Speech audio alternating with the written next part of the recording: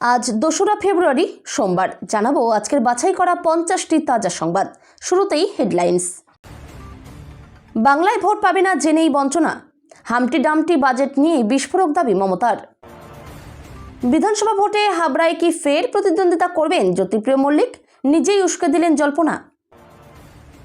BJP এলে কি মাছ মাংস বন্ধ, ভোটের বছরে বাজেট ঘিরে তৃণমূলের আখ্যানেই পাল্টা ঘুঁটি পদ্ম শিবিরের। ভোটার তালিকায় নাম থাকা সত্ত্বেও শুনানিতে ডাক, ৪ ঘন্টা টানা লাইনে দাঁড়িয়ে অসুস্থ হয়ে মৃত্যু বৃদ্ধের, উত্তেজনা রিসরায়। এসো দেখা করি, মাঝরাতে প্রেমিকার সেই ফোন, সকালে মিলল কলেজ ছাত্রের নিথর দেহ। জাত ধর্ম নির্বিশেষে সকলের প্রতি সম্মানই আমাদের মূল মন্ত্র, ক্ষমা চেয়েও গ্রেপ্তার বেয়ারার পাশে অলিপাব। সুপ্রিম কোর্টে রাজ্যের করা মামলার শুনানি বুধবার, মমতা কি নিজেই কালো কোট পরে হাজির হবেন?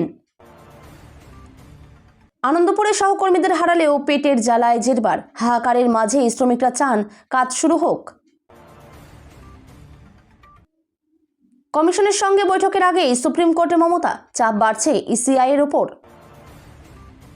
জয়রামবাটিতে একের পর এক হোটেলে মধুচক্র, হানা দিয়ে ৬ জনকে গ্রেপ্তার করল পুলিশ। মিথ্যার জঞ্জাল কেন্দ্রীয় বাজেট, পশ্চিমবঙ্গকে বঞ্চনা করছে কেন্দ্র, তোপ মমতা অভিষেকের। এটা আমার মিশন ছিল, মোথাবাড়িতে কংগ্রেস ভাঙন নিয়ে সাবিনা ইয়াসমিন। ক্ষমতায় এসে কর্মীদের পাত্তা নেই, অভিযোগ তুলে তৃণমূল ছাড়ল ২৩ পরিবার। ভোটের আগে লক্ষ্মীর ভাণ্ডারকে টেক্কা দেওয়ার চেষ্টা কেন্দ্রের, মহিলাদের দেওয়া হবে এত টাকা। ব্যবসায়ীদের কাছ থেকে দলের জন্য কোনো চাঁদা নেওয়া যাবে না, কর্মীদের কড়া নির্দেশ জ্যোতিপ্রিয়র। নির্মলার বাজেটে হতাশ বঙ্গ বিজেপি, কোন প্রকল্প নিয়ে প্রচার হবে নির্বাচন মরশুমে দিশেহারা। নির্মলার বাজেটের স্বপ্নপূরণ নাকি স্বপ্নভঙ্গ, যুযুধান দুই পক্ষ, প্রশংসায় এনডিএ, তোপ বিরোধীদের। শিলান্যাসের পর শিলান্যাস, বাংলা প্রস্তর যুগে গিয়েছিল, মমতাকে কড়া জবাব শ্রমিকের। মিথ্যে কথার ফুলঝুরি, ফ্রেট করিডোরের নিয়ে মোদী সরকারকে ধুয়ে দিলেন মমতা। বিধায়ক হতে মরিয়া, মুর্শিদাবাদে হুমায়ুনের সমর্থনে প্রার্থী হতে আগ্রহী সেলিম। বাংলাকে 10 পয়সাও দেওয়া হয়নি, হারের প্রতিশোধ নিচ্ছে কেন্দ্র, তোপ অভিষেকের। দুর্ঘটনায় নিশ্চিহ্ন পরিবার, সরকারি সাহায্য নেবে কে, চিতার সামনে দাঁড়িয়ে উত্তর খুঁজছেন এলাকাবাসী। মেদিনীপুর মেডিকেলে 4 নার্সের বিরুদ্ধে মারধরের অভিযোগ, চিকিৎসাধীন যুবতীর মৃত্যু ঘিরে তুমুল উত্তেজনা। পাকিস্তানে কোয়েটা সহ 12 শহরে হামলা, 2 দিনে 108 জঙ্গি নিহতের দাবি নিরাপত্তা বাহিনীর।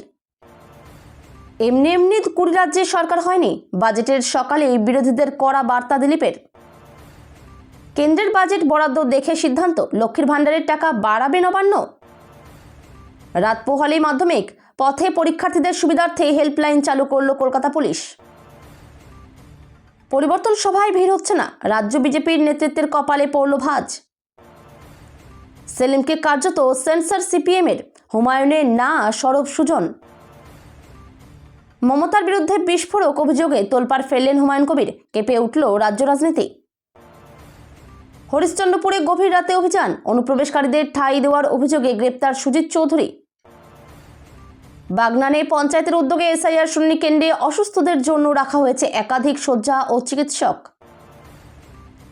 ফের দল পাল্টে দল বদলু, হুমায়ুনের দলে নাম লেখালেন মন্ত্রী ফিরহাদ হাকিমের প্রাক্তন জামাই।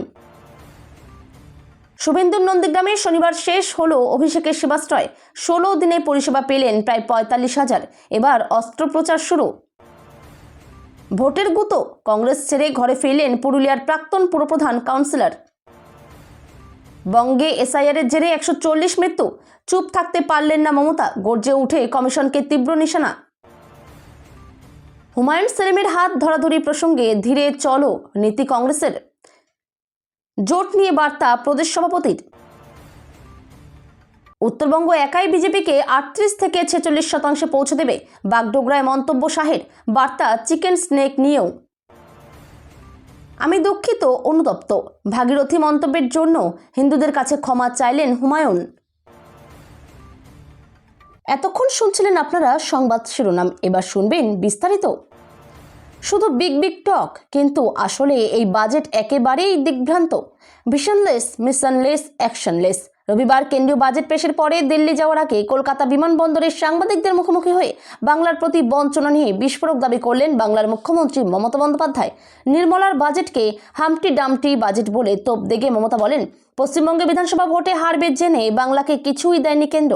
এবারের বাজেটে সম্পূর্ণ বঞ্চিত বাংলা। বাজেটে শুধু কথার ফুলঝুরি।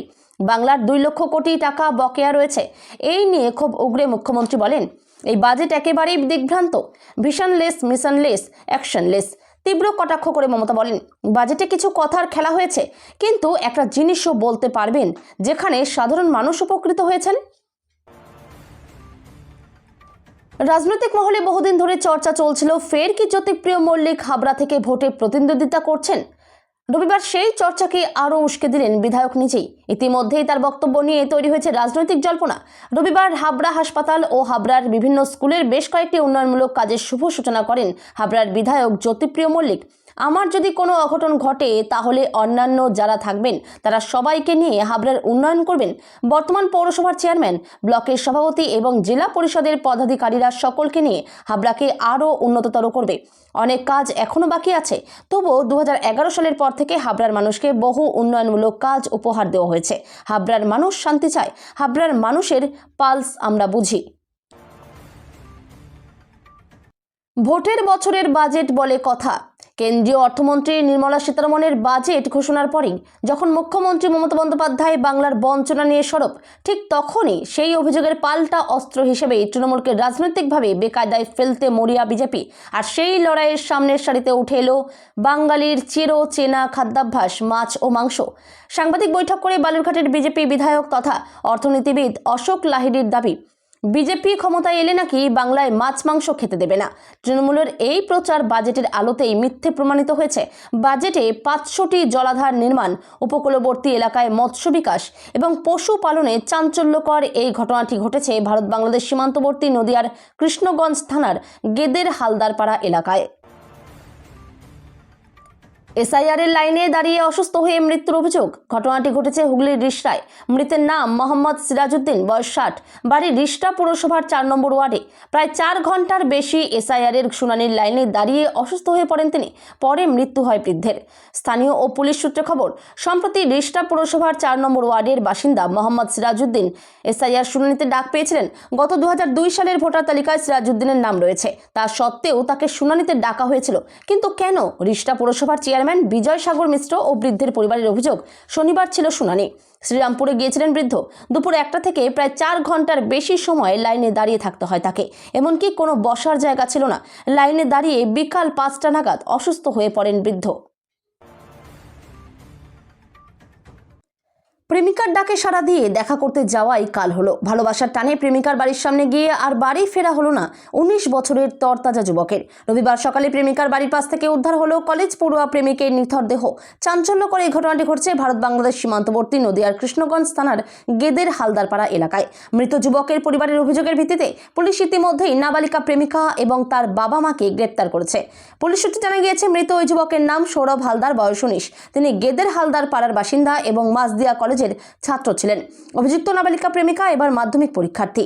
স্থানীয় সূত্রে খবর, সৌরভের বাড়ির কাছেই ওই নাবালিকার বাড়ি। গত প্রায় 6 বছর ধরে তাদের মধ্যে প্রেমের সম্পর্ক ছিল।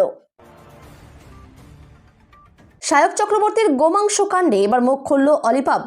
পাঠার মাংসের বদলে গোমাংসের স্টেক পরিবেশন করে ধর্মীয় ভাবাবেগে আঘাতের অভিযোগে বিদ্ধ হতে হয়েছে পার্ক স্ট্রিটের জনপ্রিয় পাব রেস্তোরাঁকে, যার জেরে গত 24 ঘন্টায় সোশ্যাল পাড়ায় ঝড়। এবার এক বিবৃতি জারি করে অনিচ্ছাকৃত ভুলের জন্য ক্ষমা চাওয়া হলে রেস্তোরাঁর তরফে। ওই বিবৃতিতে উল্লেখ, 30 জানুয়ারি রাতে আমাদের এক বেয়ারা অনিচ্ছাকৃতভাবে একটি গুরুতর ভুল করে ফেলেন। কারো ভাবাবেগে আঘাত করার কোনো উদ্দেশ্য ছিল না। ওর ভুলের জন্য আমরা মন থেকে ক্ষমা চাইছি এবং অজান্তে ক্রেতার ভাবাবেগে আঘাত করার জন্য আমরা দুঃখিত। এদিকে শনিবারই সায়কের দায়ের করা এফআইআরের ভিত্তিতে পাবের বেয়ারা শেখ নাসিরুদ্দিনকে গ্রেপ্তার করেছে পুলিশ। যদিও পাবের ওই কর্মীর গ্রেপ্তারিতে সরব হয়েছেন শহরের সিংহভাগ। রাজ্য জুড়ে এসআইআর নিয়ে তোলপাড়ের মধ্যে মুখ্যমন্ত্রী মমতা বন্দ্যোপাধ্যায় বলেছিলেন তিনি নিজে সুপ্রিম কোর্টে গিয়ে এসআইআর এর বিরুদ্ধে সওয়াল করবেন। বুধবার বিচারপতি সূর্যকান্ত এবং বিচারপতি জয়মাল্য বাগচির বেঞ্চে রাজ্যের এসআইআর মামলার শুনানি রয়েছে। তার আগেই রবিবার দিল্লি পৌঁছলেন মুখ্যমন্ত্রী। এখন প্রশ্ন উঠেছে, মমতা কি নিজেই কি কালো কোট পরে সেখানে সওয়াল করতে চলে যাবেন? কারণ তিনি বলেছিলেন আমি আপনাদের হয়ে লড়াই করব। এমন ভাবনার মূলে অবশ্য রয়েছে তার নিজেরই বহুবার বলা একটা কথা যে তিনি আইনি ডিগ্রি পেয়ে পাশ করেছেন। বস্তুত এসআইআর মামলা নিয়ে যে তৃণমূল দিল্লি যাবে তা সবার প্রথমে দ্য ওয়াইলি মাস তিনেক আগে থেকে লিখছিল, কিন্তু রাজ্যের চিফ মিনিস্টারের কালো কোট পরে সেই শুনানিতে চলে যাওয়ার সম্ভাবনা, এটার আপাত প্রভাব অনেক গভীর। এতে সাধারণ মানুষের মনে একটা ছাপ পড়বেই যে আমি তোমাদের জন্য নিজে সওয়াল জবাব করতে নামছি। সহকর্মীদের হারানোর বেদনা, অন্যদিকে পেটের জ্বালা। জাতাকলের মধ্যে পড়ে আনন্দপুরের নাজিরাবাদে অগ্নিকাণ্ডে কার্যত ধূলিসাৎ হয়ে যাওয়া গোডাউনের কর্মীরা চাইছেন দ্রুত শুরু হোক তাদের কাজ। গ্রেপ্তার হয়েছেন গোডাউনের মালিক গঙ্গাধর দাস, তার পাশেই দাঁড়াচ্ছেন কর্মচারীরা।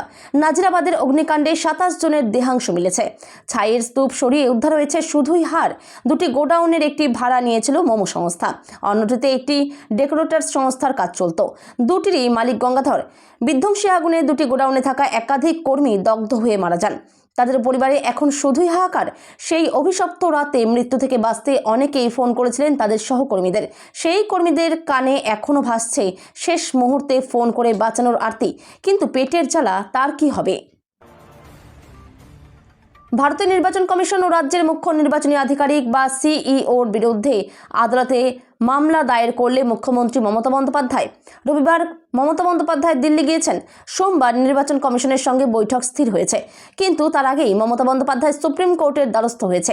ভোটার তালিকা নিবিড় সংশোধনী বা এসআইআর বিরুদ্ধে মামলা দায়ের করেছেন তিনি। সুপ্রিম কোর্টে এসআইআর ইস্যুতে মামলা দায়ের করেছেন। মামলা আগামী বুধবার প্রধান বিচারপতি সূর্যকান্ত ও বিচারপতি জয়মাল্য বাগচির বেঞ্চে সেই মামলার শুনানি রয়েছে। আদালত সূত্রের খবর, তৃণমূল কংগ্রেসের তরফে আগেই রাজ্যসভার সাংসদ দোলা সেন, ডেরেক ও ব্রায়ন ও মহুয়া মৈত্র আদালতে মামলা দায়ের করেছেন। ডেরেক আর দোলার দায়ের করা মামলার শুনানি হবে বুধবার। একই দিনে হতে পারে মমতা বন্দ্যোপাধ্যায়ের মামলার শুনানি। বাঁকুড়ার পবিত্র তীর্থস্থান হিসেবে পরিচিত জয়রামবাটি মা শারদার জন্মভূমি। সেই জয়রামবাটিতে একের পর এক হোটেলে হানা দিয়ে মধুচক্র চালানোর অভিযোগে গ্রেপ্তার করা হলো 7 জনকে। সিল করে দেওয়া হয়েছে ওই হোটেলগুলি। বিশেষ সূত্রে খবর পেয়ে শনিবার রাতভর বাঁকুড়ার জয়রামবাটিতে একের পর এক হোটেলে অভিযান চালায় পুলিশ। বিষ্ণুপুরের এসডিপিও মৈনাক বন্দ্যোপাধ্যায় জানান, একের পর এক হোটেলে হানা দিয়ে হাতে নাতে মধুচক্র চালানোর প্রমাণ মেলায় পরপর 3টি হোটেল সিল করে দেয় পুলিশ। হোটেলগুলি থেকে 7 জন মহিলাকে উদ্ধার করা হয়েছে। গ্রেপ্তার করা হয়েছে হোটেলগুলির মালিক, ম্যানেজার, কর্মী ও এক আবাসিক মিলিয়ে মোট 6 জনকে।